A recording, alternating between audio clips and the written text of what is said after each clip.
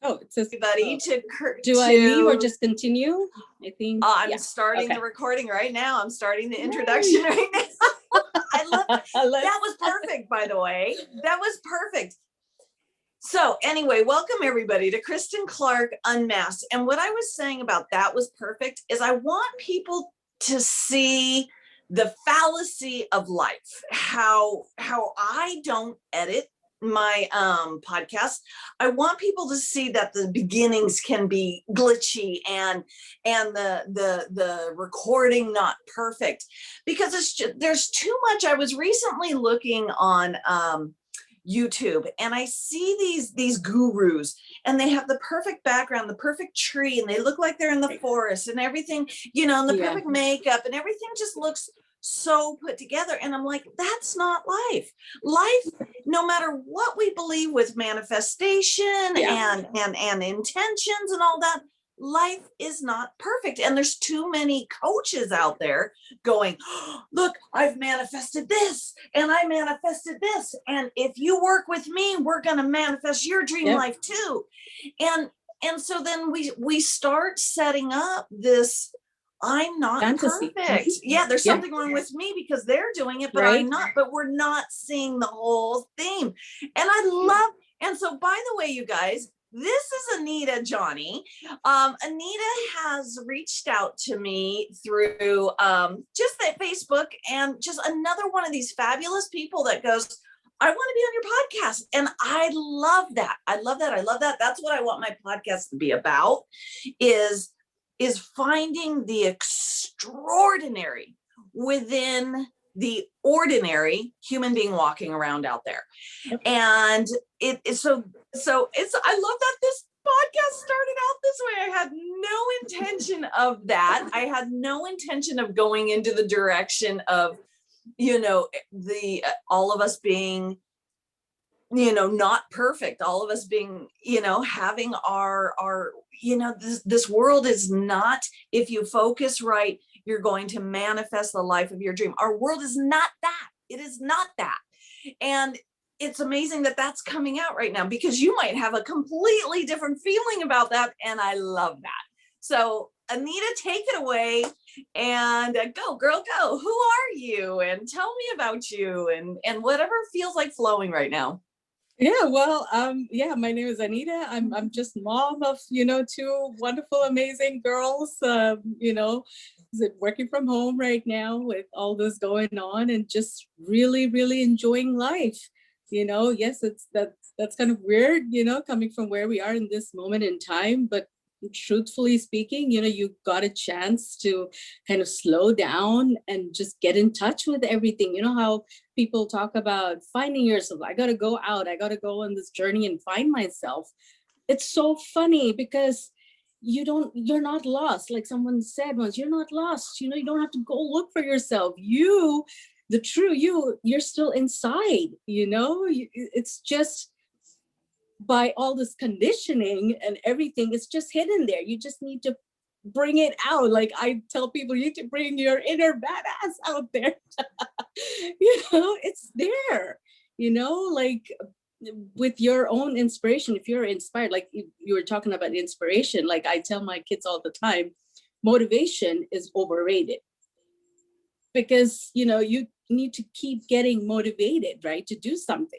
But if you're inspired to do something, and that's from within, you never forget it. You never forget your why. You always go back to your why. And I can tell about, Steve Jobs or, Jack Ma, or, all these amazing people. They never forgot their why.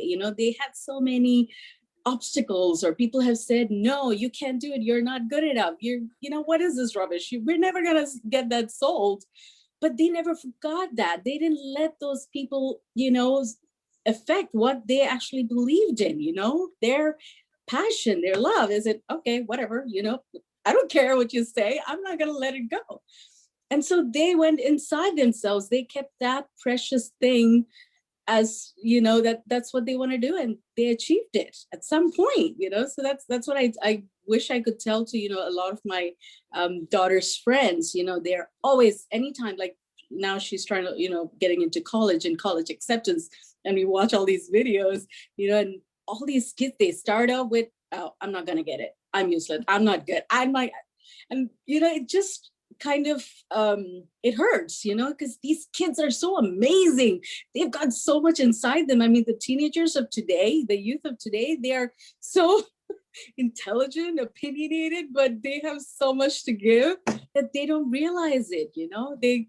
It's sad in a way. So it's good to just go out and inspire people. And you were talking about not having it perfect. It's true. You want to just tell people this is what life is, but we can do it too. You don't have to be the perfect anything, to do whatever you want to. It's just about connection and just being authentic, and you can still have the best time of your life. So that's what it is all about, right? Oh my God. Look at this. Okay.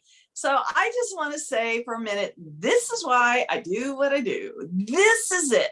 You were perfect in every way right there. That was the perfect introduction. That was the perfect, oh my God, that was just the perfect introduction to the authentic you, who you are. And I love that. And it's funny because you're going to see me going, writing things down, because this is like at the end, I was like, I have to come up with a title for this. And you're spewing out titles left and right,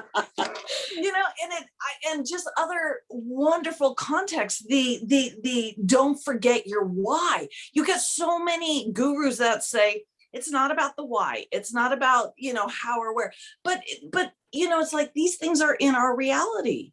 I don't want to discount anything that's in my reality. I don't want to discount that yesterday I felt insignificant or this or that. To take it all in and say, this is me. I don't want to say this aspect of me is lower than, oh, this is low on the emotional scale, so I have to avoid that aspect of me. What does that say to me when it comes up in the middle of the night at 3 a.m.? What does that say? And, to open our arms wide to every aspect of who we are, I really, truly think this is going to be what the kids are going to be bringing forward. And maybe this is why they pull away into their video games and their arts and everything, is because the old way of teaching them is really saying, you have to strive to be better than, you have to strive to be extraordinary. And I think they're like, I like being ordinary today. And this is who I am. And if you can't accept that, then I'm going to go over here where I'm happy. And I don't know, it's such a powerful space. And I love that you've got 2 daughters. And so for everybody who is tuning in, the background behind Anita, this is her daughter's room. And we were talking about the beautiful artwork behind her, and that, her daughter did that. Her daughter did this, and she's exploring her artistry inside herself. And I love that, we never stop doing that, no matter who we are. I mean, here I am going to be 55 years old in May. And I'm, last year I had the dream to start a podcast where I get to interact with powerful visionaries. And it's like, I get people who are 70 years old, 60 years old, and they're just discovering this aspect of themselves. And yeah, it never stops. It never stops. We're always doing this. And I love what you're saying. You're not lost. You're not lost. You're right on track. So go, girl. Yeah. So these youngsters, they're not lost or anything, and they're not trying to be even normal. They just don't want to be abnormal. They just want to fit in, they just don't want to be judged. They're in this mid space of, you're not a kid and you're not an adult either. Where do I fit in? That's the thing. And that's something that I always did with my daughters, is I didn't judge them. I am a strict mom. Coming from an Asian mom, I am strict, but at the same time, when it came to like something big that they did, they would be like taken aback by how I reacted. I would never judge them. I would like, okay, so tell me what happened, So for them to feel not judged, that's a huge thing. My daughter, she's always saying like how much she appreciates the relationship that we have with each other. my greatest moment was her telling me I'm one of her best friends. I'm not even kidding. It just it was so amazing. But the thing is, that's the thing. A lot of kids want to have that relationship with their parents, and parents want to, do amazing things for their kids. It's just, how do they connect? How do they, get to know each other? In a relationship, they're growing. You don't discount them. Don't take them for granted. Just get to know them, have fun with them, bond together like you would do any other relationship, So it's something that I would love. I used to tell at my daughter's school to the counselor or the principal, you give a lot of classes and things and teaching to the young kids, but nothing to the parents who's with them, who they're looking up to, who they'd love to have some, bond with or understanding from, So it's really sad in that sense when I just want to bring those kids up and say, hey, you're good to go, you're fine. Just get out there and do what you can and enjoy life, because everything's gonna be fine. That's how it is. God, you're making me think like, oh my God, I got to get a kid on this podcast. You have to. Yeah, because it really is about, and this is what this podcast is about. Yeah, I could strive to have a podcast where I have, famous people on here, and it would so limit the context. It would so limit. I wake up in the morning and I have no idea what I'm going to do. I have no idea. I love going into, because like Anita had no information on her Facebook of who she is. She doesn't have a website, nothing like that. So I couldn't research, who is this woman? What are we going to talk about? That kind of thing. I had no, and I keep going back to the podcast of two podcasts ago where it was Lynn McLaughlin, and how she's this famous woman and I had no idea, and she had no idea who I was. And we went into it going, wait a minute, where it was a comedy of errors all the way around, but it was perfect. And I'm like going, wait a minute, I've heard of this person who was out in the woods and was looking for this diamond. Wait, no. And she's like, that was me. And I still wasn't getting it. And it was so hilarious and it was so perfect, but it really is that there is diamonds within every single freaking human out there. Every person out there has a fantastic story, has fantastic ideas, has an amazing book within them. And I don't care how old they are. I don't care what age, but I love that you said, we have things for children and we have things for adults, but it seems like we've got nothing for the in between. And it's almost like teenagehood is that, okay, just hang in there. It'll be over soon. Just, hang in, during this chaotic, crazy aspect of time of our life. Cause it really is. It's like, it's that time where they're getting ready to fly the coop, and parents are just kind of like holding their breath, when they're little, up to 10 years old or up to 14 or whatever, we're so involved in guidance and going to sports. And I know I'm blanket statementing here, but this is just, where I'm at right now. And it does seem like when we get into these teenage years, we call it rebellion. We call it, all this, but all it is they're just getting ready to fly. And we may say you need to fly that way. And they're going, no, I'm going to walk that way. I want nothing to do with flying. I want to walk that way, or I want to crawl, or I want to curl up into a fetal ball. And I want to hit the ground and dig deeper, whatever.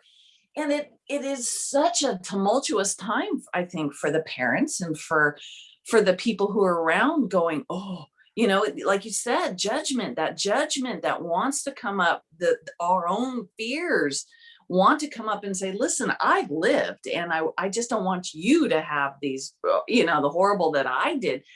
And I'm a mother. And yesterday I interacted with my ex-daughter-in-law, and my son is 30 years old, and yet I still am his mother.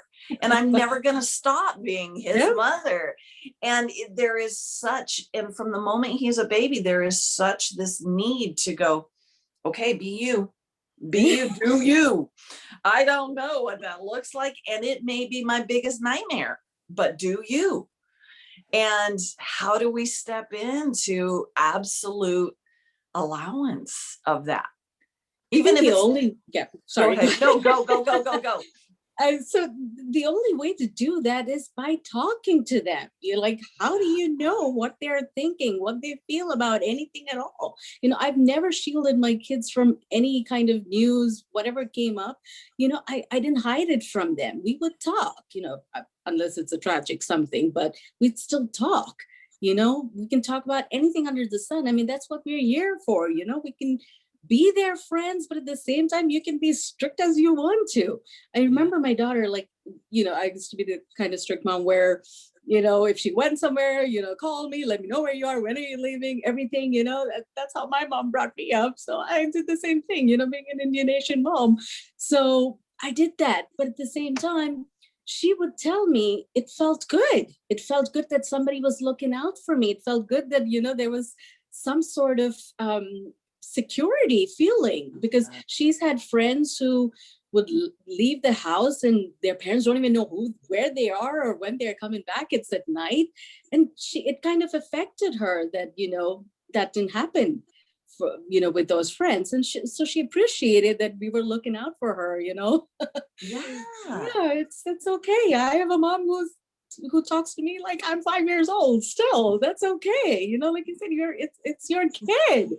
But at the same time, you have to also let them be, let them figure things out by themselves. I know my daughter, even though I'm a strict mom, I didn't always say, you got to get A+ every single time, every single test. I didn't go after her for every single thing. And sometimes I guilt trip myself. I said, I should have been more strict with her.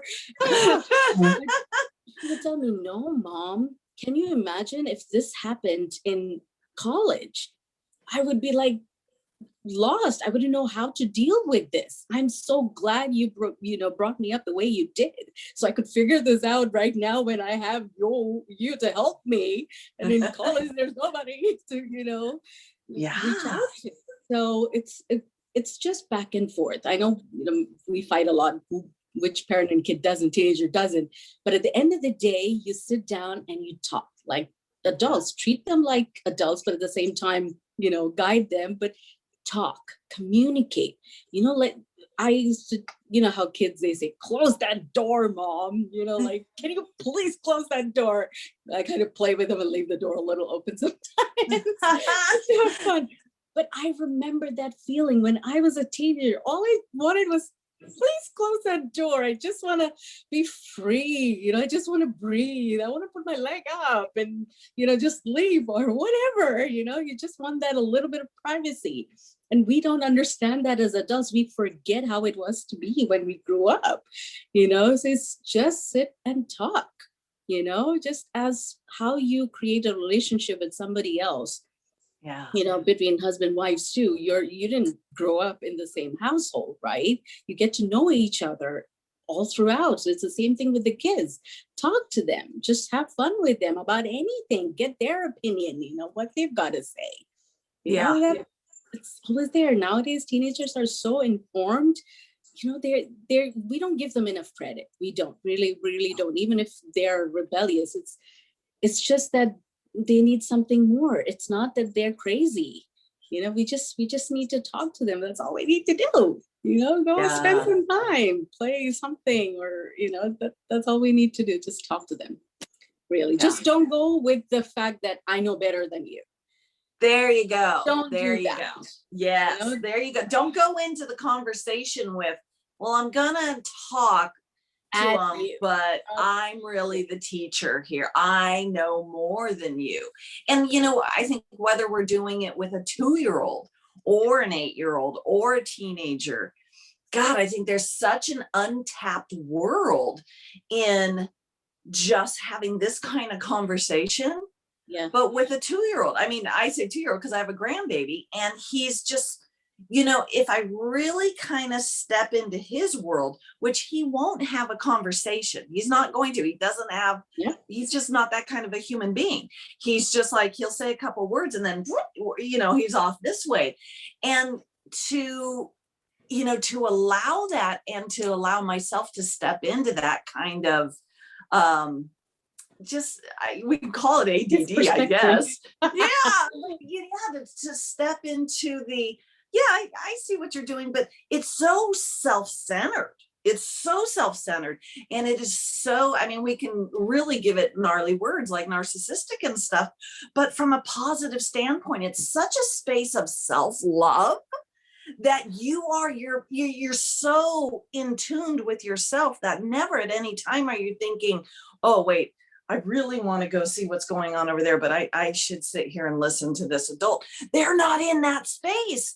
And God, what kind of a world would it be if we just embraced? And I'm trying to get this girl, her name's Tracy, onto this podcast because she's really trying to lead the way in this thing called unschooling. And it's where my uncoaching came from.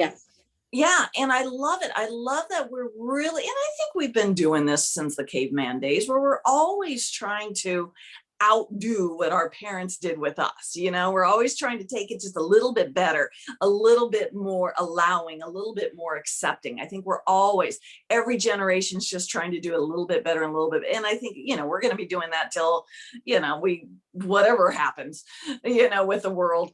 But, I love this. I love that I don't want to just stop with just the kids, how we're raising the kids. I want to see this happen.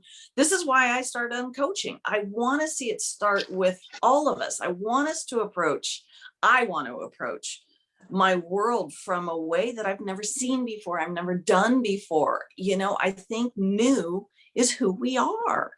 And I think it starts exactly what you're saying. I think it starts with not just having a conversation, but doing our best to give an undivided attention to what they're reflecting within us, because everybody from the 2-year-old to whatever is reflecting who we are. They're reflecting a part of us that is not being seen, that we're either pushing away or whatever. So to, hang out and go, okay, what are you doing that is making me pull away a little bit more? And now can I lean into it and go, okay, I see this. Wow. Yeah, it's also about mindset, how you see things. I always tell my kids about this story about this man. It's a true story. This alcoholic, violent man, and he had 2 sons. So when they grew up, both sons grew up. One is a complete teetotaler. He's successful with his life and everything. The other one, he's alcoholic and violent and all of that. And so someone asks them, like, how did you turn out to be this way? Like, why? And both of them had the exact same answer. They said, you've seen my dad, my dad. How else did you think I was going to turn out to be? It's the same question. But the way they perceived, the way they thought how it should turn out to be, that's how they turned out to be. So you can either beat yourself up and say, this is what I came from. I'm do this, playing the victim, and you can be that way and destroy your life. Or you can say, I'm not going to do that. I don't have to do that. I'm not my father. I can be whatever I want to be and, have it a completely different way. It's all about your mindset. You can have a growth mindset or not. You can fall 100 times and just get like little kids, like your grandson, he fall and get right back up. It doesn't bother him. Yeah. But if you say, oh, I fell, I'm a klutz, I can't walk, I can't even do anything, how do you think that kid's going to be? So that's the kind of mindset we need to have. We need to decide for ourselves. I'm not going to have that. I tell my daughter, like my little one, she had kind of a traumatic experience when she was in 1st grade. I tell this all the time. She didn't like math at that age. She was pretty lazy, but she was a smart cookie, but she hated math. So in school, she would have such a tough time with math. And her teacher, she would tell to my face, she didn't do it in front of her. She told her, maybe she's developmentally delayed. And I'm like, if I wasn't a nice person, I probably would have said, oh, to my face that my daughter could be developmentally delayed when she's such a playful, fun kid. She just labeled her without any thought. And she would put her in the back of the class, not in the front of the class, like how normal, if you want a kid to learn, what do? Put in the back room or put in front so they get more of an attention, right? So it came to a point where she had not panic, it was stress tics. She started getting these tics. She's, in first grade. And it was so stressful for me as a mom to see that when I know outside she's not that way. She's a smart girl. And I had to take her out from there. I said, I'm not going to deal with this. I'm not paying all this money to have her go to school and then have her own teacher. That's the age where you mold these kids and you're telling her, you're stupid, you're idiot, you can't learn anything. There's something wrong with you. How could you say that to somebody who is so little? So I took her out of the school and put her in somewhere else. And I always told her, and this is something I've learned from Lisa Nichols, her grandmother used to say, what other people think of you is none of your business. It's not. They don't decide who you are. They don't tell you what to do. They don't tell you how you got to be. You can decide what you want to be and who you are. You know that better than anybody else, and that's helped her so much. Now she's an athlete. She's in debate. She sings. She writes. She's writing a story. Don't tell anyone. She's writing a book. But she can be happy and not have anybody tell her what to do. She can do what she needs to do and be whatever she wants to be, So that's something that we can tell adults, don't doubt yourself. People can put you down, like at work, you have bullies, or in school, they're that way because they're insecure. They're coming from a difficult place. So if you see a bully, it's not that they're bad. They probably had some experience and they're just projecting it. It's not you, it's about them. So there's so much to teach people and kids that I just wish everybody knew this. It's so simple. And I tell my daughter, somebody could say something totally mean to you, and it's your decision whether you want it to affect you or not, because they can't really get into your brain and, poke those pain receptors, your ego receptors or whatever it is. They can't hurt it. They cannot do anything to you till you decide, oh, I'm offended. Yeah. They hurt me. I'm angry. I feel bad about it. Why? Just don't care. Just wipe that shit off. Let it be. It's all about how you decide to react, how you deal with life.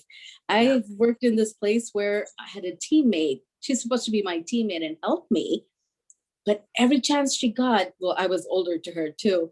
Every chance she got, she'd throw me under the bus and say, no, that's my account. How dare you touch that? How dare you get into it? I'm like, girl, the client just wants the work done and they don't care who did it. I have to get in there and work. And it was hard for me because I had to deal with that on a day-to-day basis. I would keep rolling my eyes all day long. And, driving home, it affected me. I tell people, toxic people, just avoid them. Don't go with them. Don't let them, hurt you or bother you. And now here I'm dealing with somebody on a day-to-day basis. What do I do now? It's all me. I had to let it roll off. I had to tell myself, it's not me, it's her. She's dealing with her insecurity. I have nothing to do with that, So shift your mood. Think about something else. Think about what good you have in your life and just let her be, whatever, So you have to decide for yourself what you want and how you want to, live your life. So that's my motto. I love that. I love that. And I love what you were saying about, it all comes around to don't take it personally, right? It's got nothing to do with you. But I think, it's important that we step into going, okay, I am taking it personally. And now can I be with that part of myself instead of telling that part of myself, you have to be different, which is, whenever I am taking it personally, and then I'm like, okay, I have a choice here. Mhm. But also going into, it's not just a black and a white choice, like the two wolves, that whole thing. It's not just that, but there's a third aspect in there of, it's almost like you're observing the observer. You're observing the part of you that is judging, that is taking it personally, that is going, this is ruining my whole day. And going, okay, I see you. And I'm still me. No, whether I'm the guy who became the alcoholic, or I'm the guy who became the teetotaler, I'm still me. I'm all of it. I am the parts that take it personally. I am the parts that are more enlightened and don't need to take it personally. I am all of it. And can I open my arms so wide that I can embrace it all? And I can take it in and say, yeah, yesterday I took it personally. And that kind of sucked. I don't really want to do that anymore. Great. Now I can go. I know. And I can go forward here. Yes. And, and I had I bring this up all the time. I had such a great recent interaction with grief, to where I worked with grief from a place that was all new. And it was, I'm not going there. I don't feel like it. And in the past, I could have tried to force myself to be there. I could have been like, okay, no. And it definitely would have been denial. It definitely would have been denying a part of me. This time around, it was natural. It was easy. It was the only logical choice. And that was crazy. I didn't know this was a possibility. I always thought we had to work at being this person over here who didn't let grief tear her down or whatever. I always thought, we got to manifest. We've got to make myself be that way.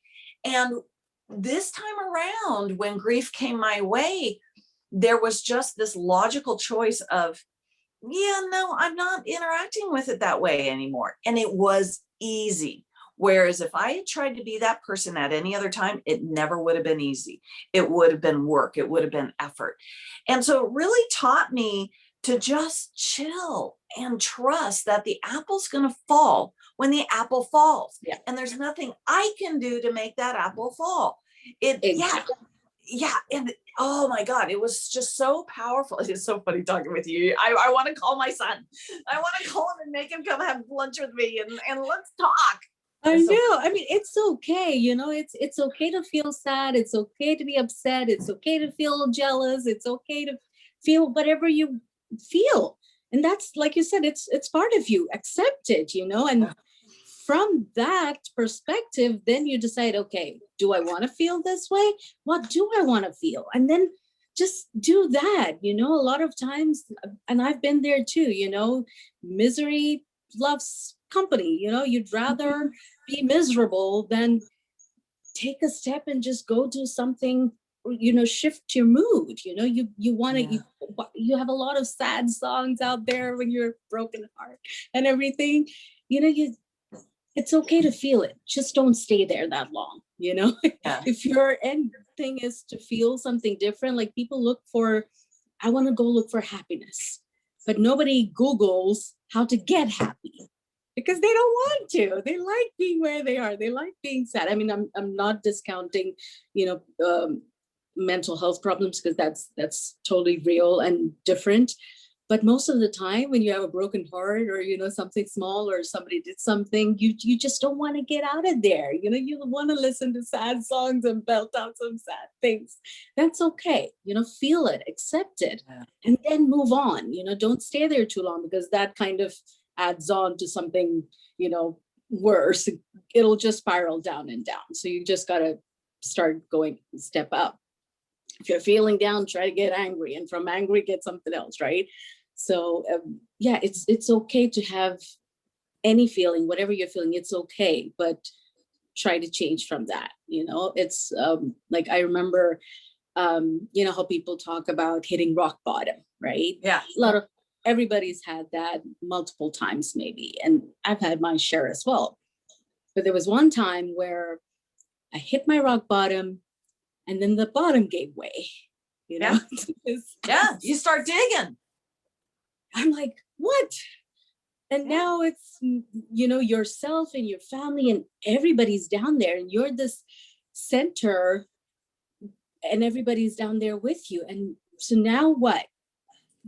You want to get out of that. You have to find, like my daughters, they look up to me, and what am I teaching them? If I want my daughter to be somebody awesome, then I have to start it. I have to be the role model. I have to do the work for my own self. Like, how people say, if your cup is empty, what are you going to give? You need to fill your cup first. You need to put your own oxygen mask first. So it's okay to take care of yourself. It's okay to be a little selfish. It's okay to say no, because you need to breathe first before you can help somebody, So it's okay to feel down, and you want to go and relax and do something good for yourself. And when you're full, your cup is full, now you can come and do whatever you need to do, for everybody else. So that's something I always tell everybody, take care of you first. You've got all of these problems outside. I've got problems with this person. I've got problems at work. I've got problems with my relationships. I mean, that's all okay. I heard that. But let's work on you first. You get to a good place first, and then everything else, because, fight or flight response, when you are stressed, nothing's going to come to your brain. Your brain's literally not going to function, because all it wants to do is run away or fight. So when you're calm, you have presence of mind, and then things start happening, you get the ideas. Then you get, oh, okay, maybe I'll do it this way. Like, don't talk about your problems too much. Talk about the solution. Like, where do you want to be? And then ideas will come to your mind. Oh, maybe if I do this, I'll get there. But whatever it is, you have to take care of you first to do anything for anybody. I love this. I love that you keep coming back around to you. You got to take care of you. And it's interesting. I'm listening to you, and I can hear you pushing it away, and I can hear you pulling it in. I'm watching you push it away and pull it in. And I'm realizing how much of us, we do this all the time. We're like, and at one point you said, and I loved it, you said, it's okay to be a little bit selfish. And I went, no, it's okay to be a lot selfish. Because ultimately we love, and this is where the kids are 100% on it, because it's all about me. They realize that our world, from the moment we wake up till the moment we're, Mother Teresa or whatever, we're still always doing it for ourselves. I mean, Mother Teresa can be the epitome of selflessness. But if you're in her head, you're going to understand every action she takes is for her. She's acting this way. She's helping these people because it makes her feel good. Yes, everything she does is because it makes her feel good. Yes, see? So it is the ultimate selfishness. We are self first. Whether we can play at, oh no, I'm selfless. Look at me, I'm helping the poor. Yeah. Well, you're helping the poor because it makes you feel good. And that is it. And if we can embrace that more, if we can step up and say, oh yeah, narcissistic, that's right, I love it. And I love that part of me.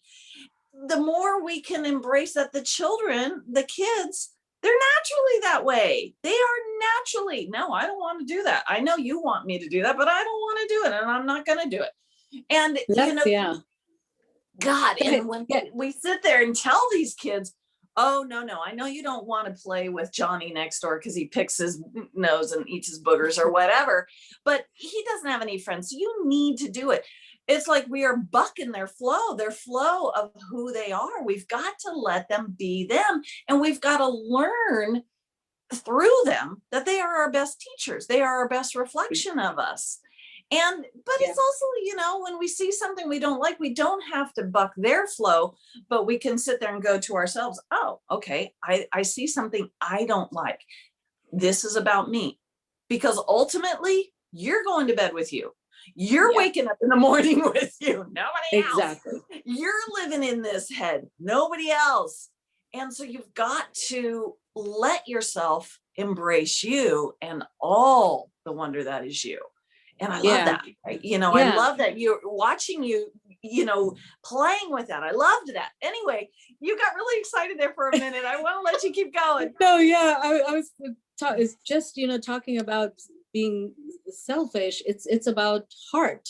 I remember my husband used to tell me a long time ago, 20 years ago, we were talking about doing something for somebody, and he would tell me, if you're going to do that do it from the heart, do it because you want to, and like that stuck with me because I never put words to it before, but that's how you got to live life. And we all do that. My husband, he doesn't do anything if his heart is not in it, whether it's hard work or family or anything. And I, respect him for that, because when you do it with heart, like don't half-ass things. If you're doing it with heart, from your heart because you want to do it, then always either it'll be successful as overall the project or whatever you're doing, or it's going to be successful for you because you've got something out of it. You've got a lesson out of it, or you got a good satisfaction out of it. You felt good, whatever it might be, so always do it from your heart. I was asking my kid, what's one thing you don't like to do? And she was like, yeah, the dishes. And I'm like, okay, you don't like to do the dishes. Try to find, what good is there for me if I do the dishes? I get clean dishes to eat with.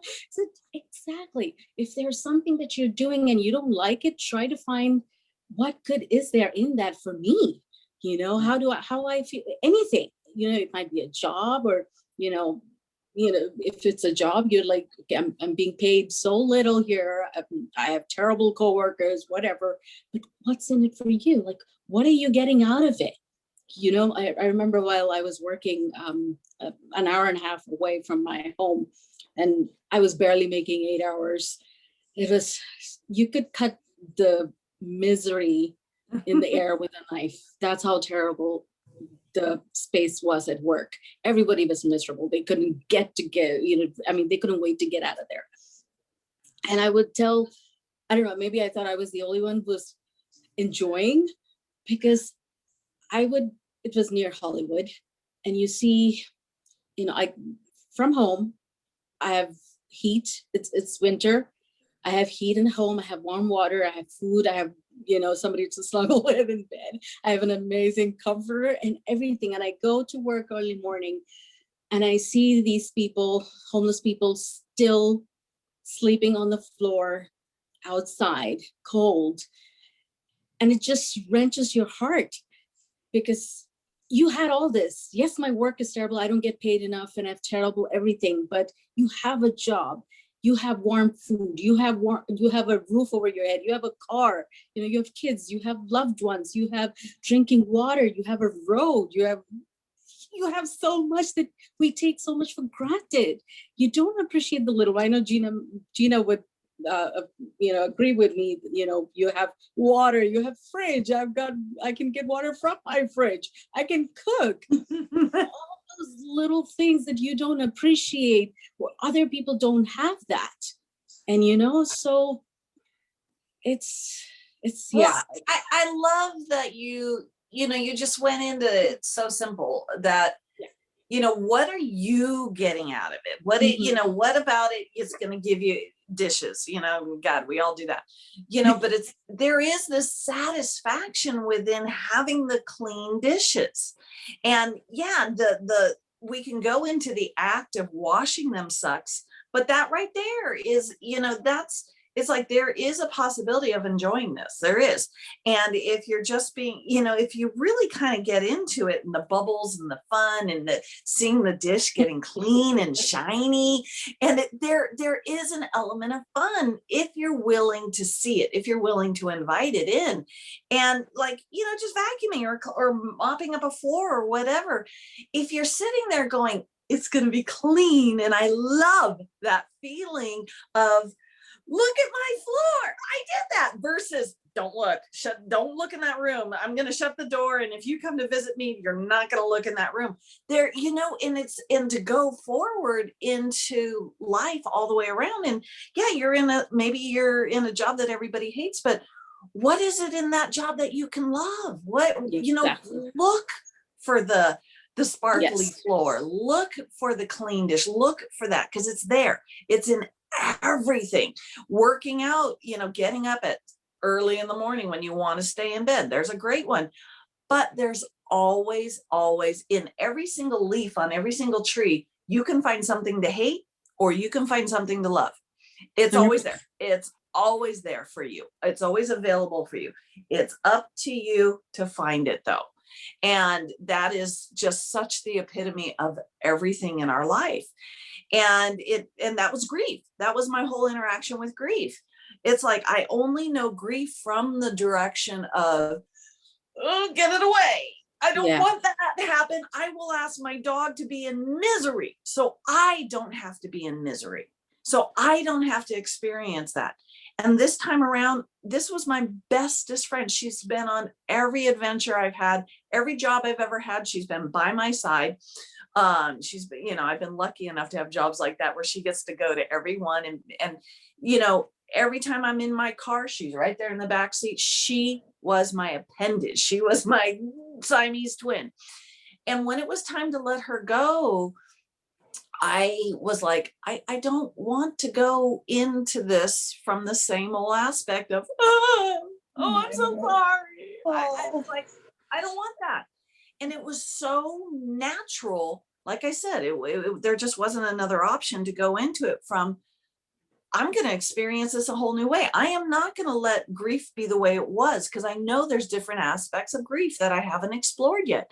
And this time around, I got to go into it from a space of celebration, a space of it being no bigger than, I mean, the day I put her down, even half an hour before the appointment time, took her to the park. We were, you know, she got to get muddy on her feet. You know, I'm like, hurry up and go pee. Come on, we got things to do. We got to put you down today. Let's hurry it up. And it was so crazy. It was so trippy to approach it from that aspect, but it was natural. There was a natural within it that I had. I know the signal's getting a little glitchy right there. There was just this naturalness within that I had never experienced before. And it was so fun. It was so fun to interact with grief from a place I had never interacted before. So much fun that I'm like going, okay, what else in my life that I don't like can I interact from a different space? Can I find the enjoyment within something that I thought enjoyment did not exist in there, and it's not a possibility? And it opened up a whole new world for me. It opened up a whole new world of there is enjoyment in everything. There in the most unlikely places, there is enjoyment, and there is fun. There is a level of joy that we're, you know, when we're looking at that emotional scale, it's just too black and white. It's down here is depression, here is anger, up here is joy. And there's so many. No, to say no, there's joy down here in this lower level. There's joy there. We're just not finding it. We're just not opening our eyes wide enough. It's there, because there are people who are in depression, but for them, that is such a joyous feeling from where they were a moment before that. Exactly. Yeah. Yep. That is so true. That's what I was saying. If you are feeling that low, then the next best thing is probably getting angry at something. That's a better emotion than being depressed. Now you're active with something. Now you have some motion going on, and then you can go for the next better thing. Yeah, it's getting out of that bottom thing, you know, emotion. That's the difficult part. That's only you can do it, you know. Nobody else. You have and to. Knowing that there's needs, you know, like I said, if I had tried to make myself feel the way I did with the grief, it never would have happened. If I had been sitting there going, oh, this is bad on the emotional scale, I have to pull myself out of this. This is bad. Oh no, it never would have happened. It's about, for me, it was about letting go and saying, oh, it wasn't even letting go. There was nothing like that. It was just this thing that was naturally happening. I truly had no control of this. It was naturally happening, like a sneeze, It's like, oh my God, I'm going to sneeze. And there it is. And it really was like that. There was no visually seeing oh, I'm down here and I have to pull myself up. There was none of that. And I loved interacting with that. I loved interacting with, you know, any kind of judgment that I was in a bad place and I needed to force myself to be in a different, you know, raise my mind mentally. There was just, it was like a wiping of the slate clean and something all new coming in. And I love that. And I really believe that that's where the kids, it's like they have a different mindset. It's like they speak a different language. And when we're trying to take our emotional scales and saying, okay, this is what you have to do, they're just like going, oh, that's so kindergarten. You're so old fashioned, you know, because they automatically, it's a sneeze for them. They automatically think in a different way, that they don't have to go through an emotional scale. They don't have to bring themselves up. They naturally interact with grief from a different space that we're not able to wrap our minds around. Yeah, wow. I think they also, for not just grief, I think for anything else, they already know how they want to feel. I mean, they don't even have to like put it into words. Is that I don't want to feel this way. I want to go play with my friends and have fun. They're already emotionally going there, you know, and then they get out of it. So it's the same for us. Like when we have to deal with grief or any of those emotions, you actually think back to what you did feel before, you know, with your friend. You kind of brought that to your memory, you know, to your heart. Like, how did I feel before? How was it? How fun was it with your friend? You know, how much enjoyment it was and how amazing that felt. So you kind of go there and then you slowly kind of see the positive aspect. And that's how organically, naturally, you will get out of. We were, you know, watch WandaVision, you know, and Marvel's show. And I remember at the end of it, there was one of the show, how Wanda created this, you know, the whole movie set kind of thing. She didn't tell herself, I want to get out of it. You know, I want to feel better. I want to have vision here and all of that. No, she didn't put any of those into words. All she did was to feel, you know, she felt so alone and desperate and horrible and terrible.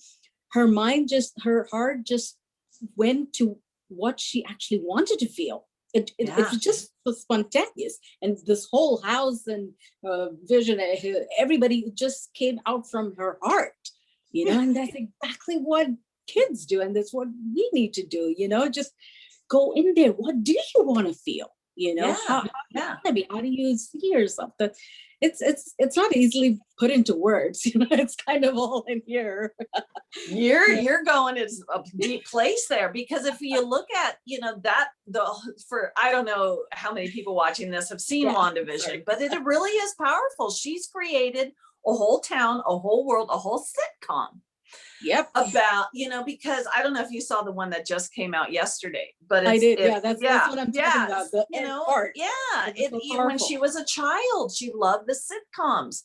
And so now she's creating a world that, you know, is a happy place for her. And don't we all do this? You know, I mean, really, seriously going into that everything in your world right now is you creating. You have naturally raised the sun this morning. You didn't have to think about it. You didn't have to manifest. You didn't have to, you know, meditate this morning to raise the sun this morning. And yet you did it. And the car that just drove by and the wind that's blowing, you know, right now we are dealing with, we live in, for those of the people that are watching this, we live in a very windy space right now. Today we're having violent winds. We're creating that. And it's just like, to really own the world you've created And, this isn't just metaphorically. I'm not talking metaphorically. I'm talking actual, we're going deep into, quantum spirituality here. Yep. I have created everything that's happened today, and there's a reason behind it. And I don't need to know the reason, but I need to own it. I need to step up and say, I am this badass. And I love the WandaVision because there's so much of this in there. Look what she did without realizing that she did it, without knowing that she's doing it. And right now she's interacting with a witch who's going, how did you do this? I want to know the secret here of how you're doing it. And, the more you try and look at it and grasp it and see it, the more it fleets away from you. The more you're like, how did I do this? The more you're going to interact with the part of you that has no idea how you did this.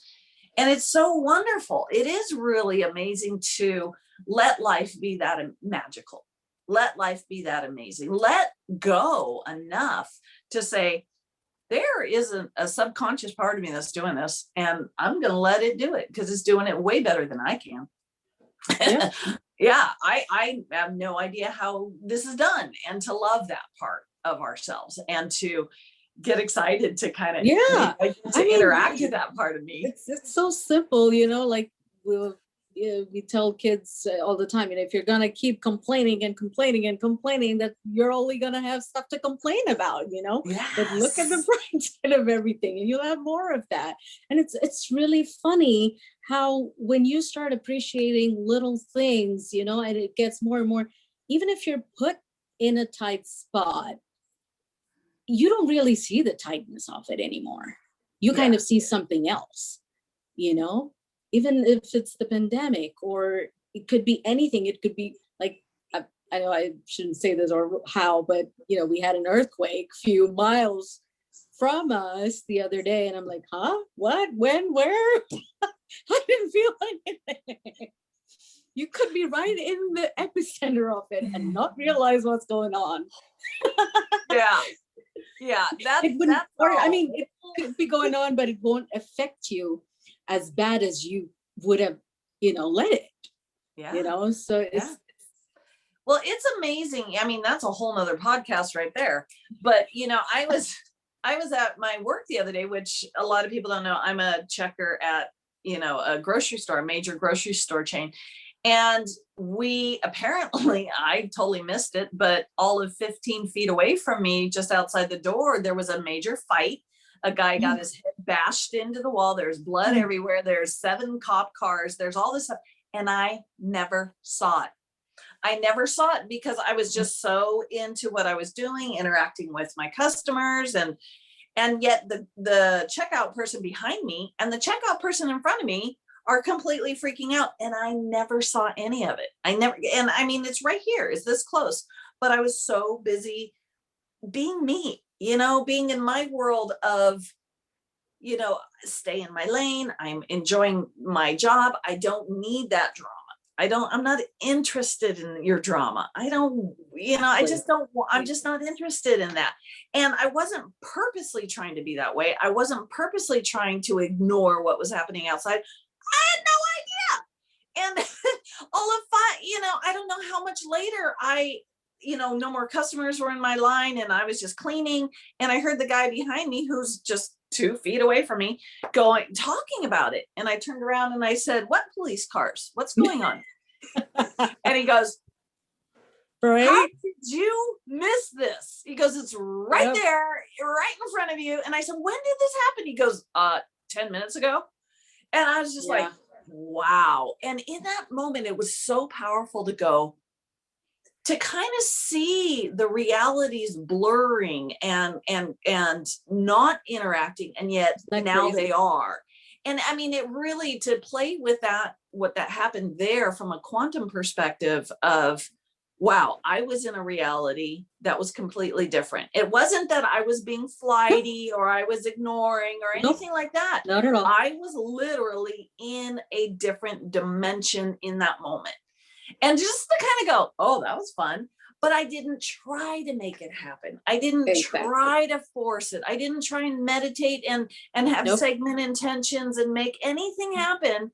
it just naturally happened, and to appreciate it and to know that this is, I think truly, this is where so much of our children and each other are playing. And to be able to go, wow, what happened in your world today? That's so Right? crazy different from mine and totally doesn't jive with mine at all. But to be excited enough to listen and go, and to have a discussion. And I think this is so important with our kids, to have a discussion as if they're from another planet and going, wow, that's not what it's like on my planet. Let me tell you what it's like on my planet. Right? Yeah. And to really step into that, just this open arm discussion of not I'm right and you're wrong. No, that's not how it should be done. Nothing like that. Just open discussion of, wow. And my daughter, she does debate. So, that's something so that's something she does in Lincoln Douglas debate. You debate both sides. So even if your heart, says this or this, it doesn't matter. Now you have to with full passion, debate on both sides. So it kind of gives them a new perspective, on both sides, how it works. And that's really amazing.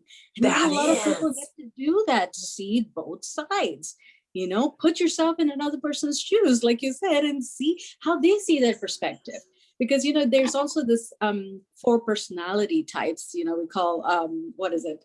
I forgot. It's, I can't remember now. I know what you're talking about. Oh God.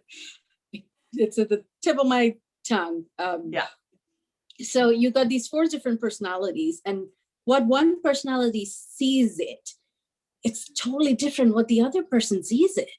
So it's not that you're crazy or that person's crazy or you're wrong or that person's wrong or right. No, that's exactly how they feel and see it.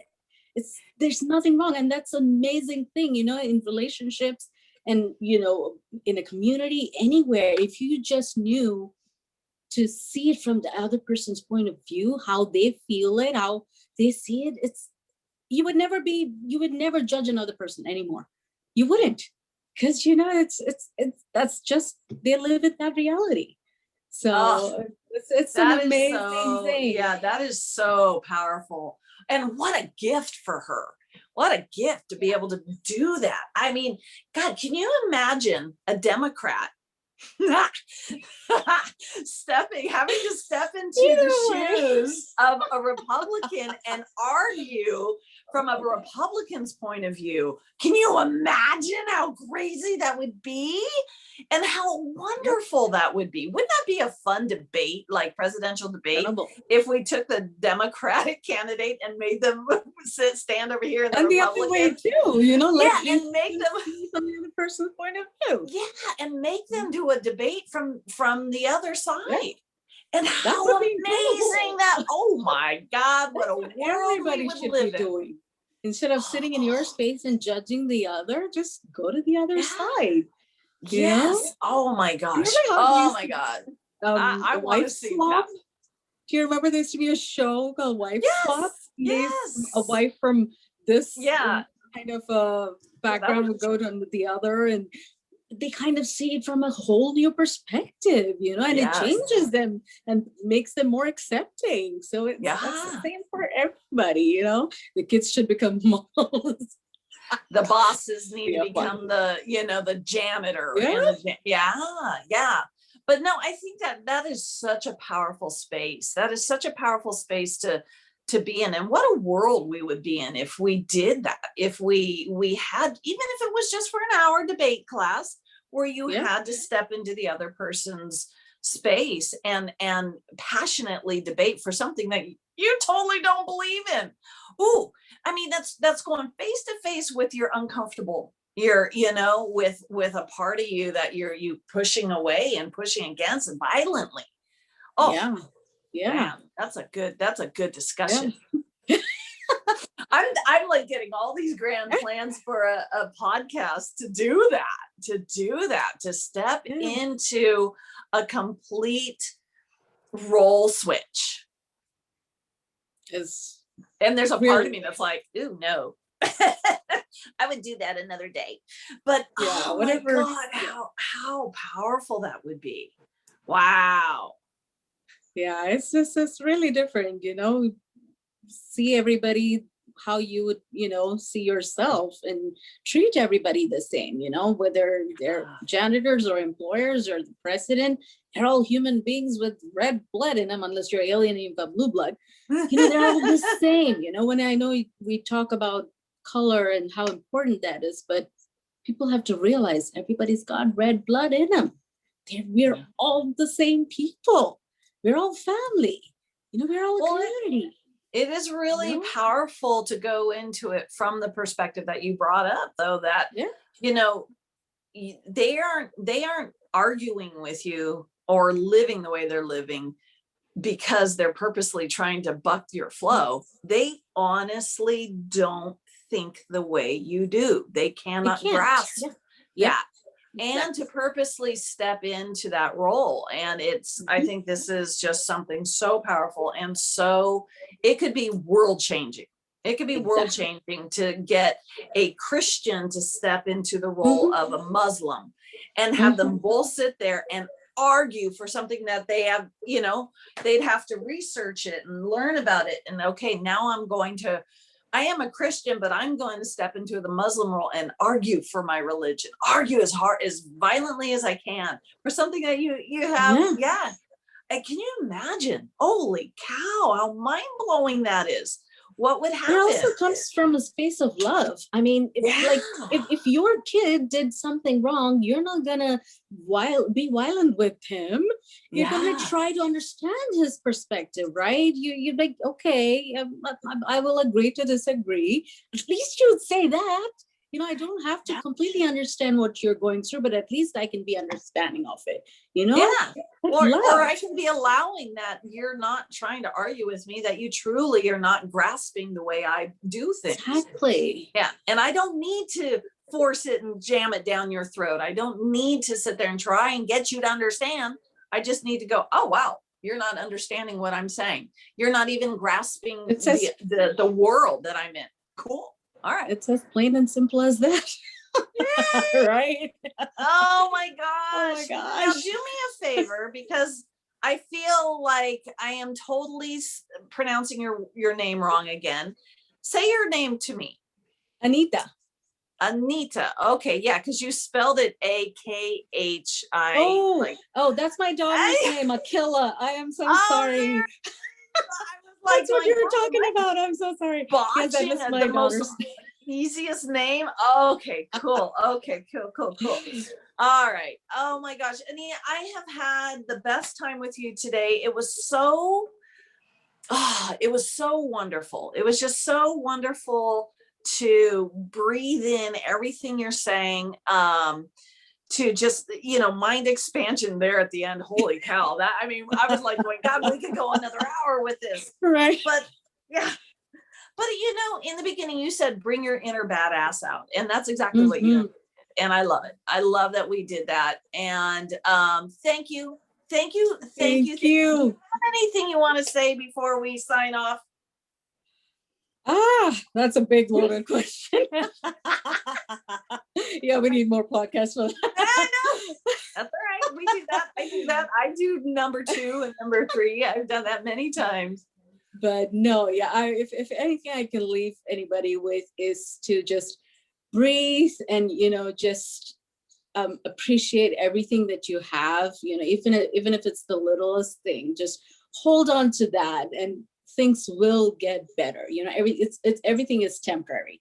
It'll change, it'll get better, it'll get good, but you take care of yourself and you just breathe and just be appreciative of everything, and just give love to somebody. Just make somebody smile today. Just make somebody happy. Just do something for somebody else. So that's all I have to say. And thank you so much, Kristen, for this opportunity and this amazing conversation that we just had. So that was really fun. Thank you. Oh my God, yes. And thank you. It's so funny. I always feel like my interviews just get cut off right in the middle because there's just so much here. And I mean, we could just go on and on and on. And that's why I always do part 2 and part 3s and stuff. But yes, thank you. And thank you for that brilliant wisdom. And thank you for your brilliant daughters that have just really co-created this. I mean, they may not have been in the picture, but they had so much to do with this. And they're my way. I know. And I sure hope they watch this and go, wow, that's my mom. Holy cow. All right, darling. All righty. Thank you. Bye. Have a wonderful day. You too. Bye-bye. Bye.